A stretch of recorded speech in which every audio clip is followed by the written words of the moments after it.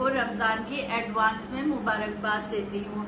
अक्सर लोगों की शिकायत होती है कि डॉक्टर साहिबा हम तो पूरे रोजे रखते हैं लेकिन रमजान के या ईद के शुरू में ऐसा हो जाता है कि हमारे चेहरे पे मोटे मोटे दाने आने लगते हैं, हमारा वेट गेन हो जाता है। तो आखिर इन चीजों की वजूहात क्या है, आज की वीडियो में आप जानेंगे कि पूरे रमजान आप किस तरह से अपनी डाइट रखें ताकि आप पे मोटापा भी ना हो बल्कि आपका वजन कम हो। इसके अलावा पीसीओएस वाले मरीज यानी पॉलीसिस्टिक ओवेरियन सिंड्रोम, जो चेहरे पे मोटे मोटे दाने आ जाते हैं, माहवारी इरेगुलर होती है, वजन बहुत तेजी से बढ़ जाता है और प्रेगनेंसी में मुश्किलात होने लगती हैं, तो उसकी वजह पीसीओएस होती है। पीसीओएस वाले मरीजों के लिए रमजान किस हद तक नेमत है, आज की वीडियो में हम ये डिस्कस करेंगे।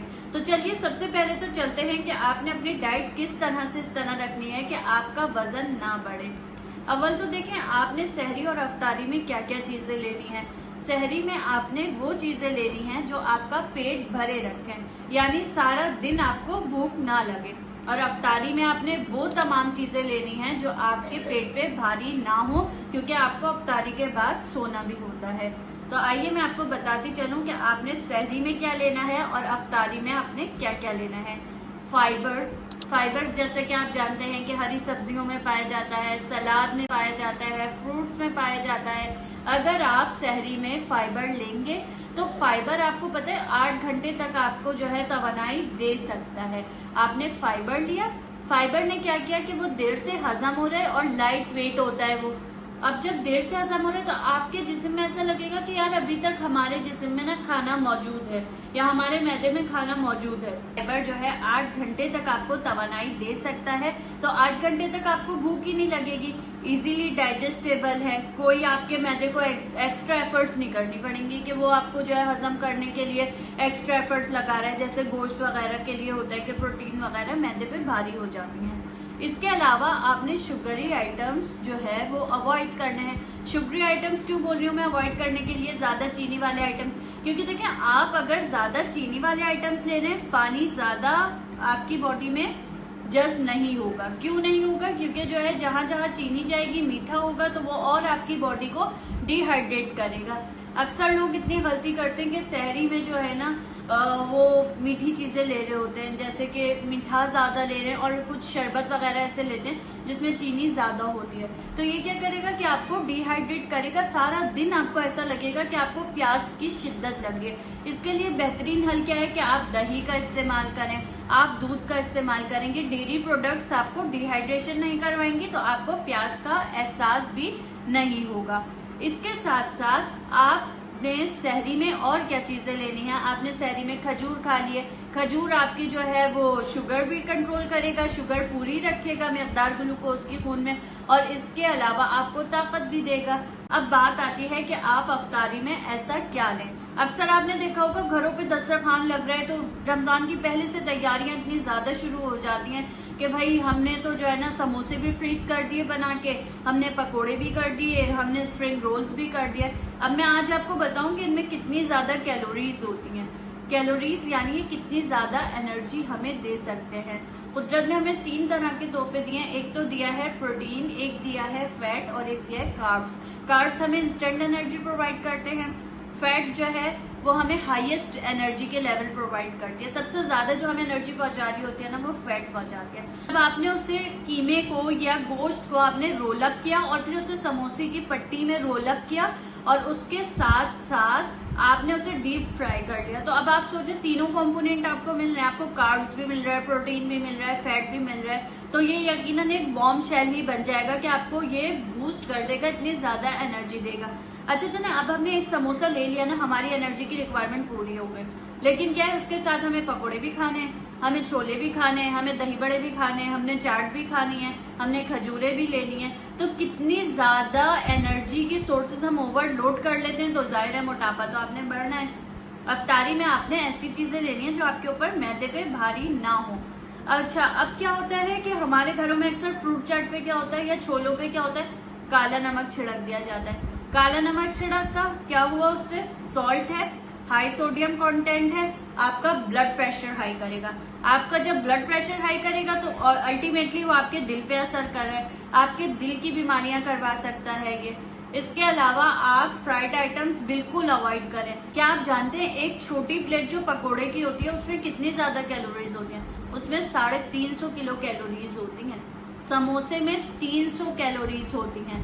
फ्रेंच फ्राइज जो बच्चे बड़े शौक से हम भी खा लेते हैं आलू बैठ के, उसमें क्या होता है 200 कैलोरीज होती हैं। इसके अलावा एक चिकन ब्रेस्ट पीस लें आप और उसको आप स्टीम करके खाएं, उसमें 65 कैलोरीज होती हैं। तो कितना हैरत अंगेज है ना कि अगर पकोड़े हम खा रहे हैं हमें लगा भी नहीं कि हमारा पेट भरा है, जबकि इसकी जगह चिकन 65 कैलोरीज आपको दे रहा है। तो ये जरा गौर करेंगे। हमारी पाकिस्तानी अवाम को ना बहुत ज्यादा अवेयरनेस की जरूरत है इन्हें कि भाई देखो ये फ्राइड आइटम्स जो होते हैं ये आपके मैदे के लिए मुज़िर है, क्योंकि ये आपको खाना देर से हजम करवाएंगे, एसिड ज्यादा सीक्रेट करवाएंगे, मैदे में आपके जलन होगी, तेजाबियत होगी, आप उसमें नमक भी भला भर डाल रहे हैं तो वो आपका ब्लड प्रेशर हाई करवा रहा है, कोलेस्ट्रॉल हाई हो रहा है। आपने सहरी में हेल्दी खाना है, आपने अफ्तारी में हेल्दी खाना है। सहरी में आपने एक अंडा ले लिया, अंडे में बहुत ही कम कैलोरीज होती हैं। एक चपाती ले ली, चपाती के साथ आपने चिकन का सालन ले लिया। आपने ओट्स बना लिए, ओट्स कितने ज्यादा हेल्दी होते हैं। जरूरी कोई है कि आप वो भुने हुए जो है फुल फ्राइड आप कीमा खा रहे हैं पराठों के साथ। अफ्तारी की जहां बात आती है आप फ्रेश जूसेस लें, वेजिटेबल्स लें, आप फ्रूट्स लें।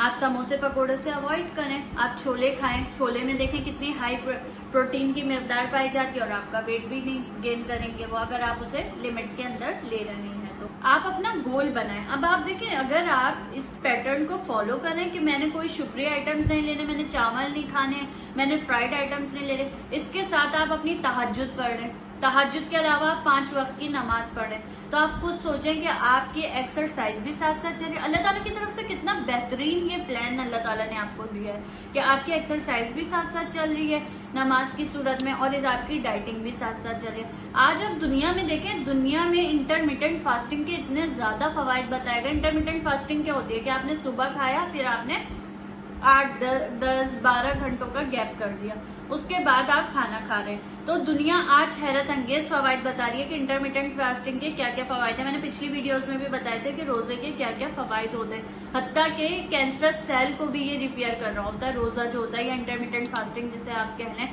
तो आज दुनिया प्रूफ करी है, जबकि इस्लाम ने कितने अरसे पहले हमें इस चीज की तरगीब, हत्ता कि ये नहीं कहा गया कि भाई हमने आप पे मुस्तहिब कर दिए गए रोजे, बल्कि कहा गया कि तुम पे फर्ज किए गए रोजे। फर्ज क्यों किए गए? देखिए अल्लाह के हर काम में कोई ना कोई मसलहत होती है। अब आप यहाँ पे सोचें कितनी बड़ी मसलहत है कि आपकी पूरी बॉडी जो है वो ऑटो रिफ्रेश हो रही है, खुद ब खुद रिफ्रेश हो जाती है अगर आप रोजा रखना शुरू कर दें। लेकिन क्या है कि आप हेल्थी डाइट करें। अब अगर आप जो है सारा पूरा महीना आपने जो है फ्राइड आइटम्स खाए, ईद पे आपके मोटे मोटे दाने होंगे, आपका वेट गेन भी होगा।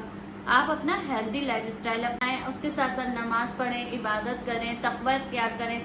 मुझे भी दुआओं में याद रखें और अपने लिए भी दुआओं में जरूर मगफिरत मांगे और अपने लिए दुआओं में अच्छाई दुनिया और आखिरत दोनों की खैर मांगे।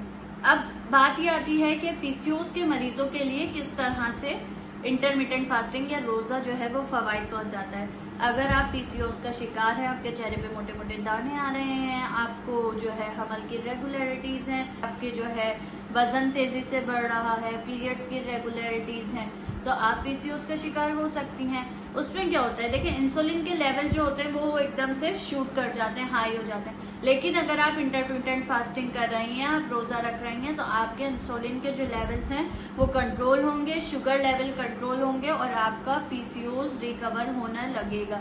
लेकिन इसके लिए आपको भी यही ख्याल करना है कि आपने अनहेल्दी नहीं खाना है, हेल्दी खाना है। आपने वेजिटेबल्स लेनी है, फ्रूट्स लेने। पीसीओएस के मरीजों को कहा जाता है फॉलिक एसिड लाजमी है। फॉलिक एसिड आप जब ले रही हैं, किसमें ले रही हैं? आप हरी सब्जियां खाएं, आपको अल्टीमेटली फॉलिक एसिड मिल रहा है। तो ये सारा डाइट प्लान जो मैंने आपको बताया, आप अगर इसे फॉलो करेंगी तो इंशाल्लाह आपका रमजान तो अच्छा गुजरेगा। आप अल्लाह से दुआएं करें, अगर आपको अमल नहीं ठहरा है आप ये बेहतरीन अपना लाइफ स्टाइल रखें, साथ साथ आपकी इंटरमिटेंट फास्टिंग रोजे की सूरत में चल रही है, तो इंशाल्लाह मामला बहुत ज्यादा बेहतर होंगे। अल्लाह ताला आप पे अपना रहमो करम फरमाएगा और आप बेहतरी की तरफ जाएंगी। उम्मीद करती हूँ कि आज की वीडियो आपको पसंद आई होगी। मजीद इसी तरह की वीडियोस देखने के लिए मेरे चैनल डॉक्टर हाफिजा महक फातिमा को सब्सक्राइब करना मत भूलें। हमारे साथ रहिए, खुद भी ना रमजान की तैयारी शुरू करें और मुझे भी अपनी दुआओं में याद रखें। मिलते हैं इसी तरह की अगली वीडियो में। अल्लाह हाफिज।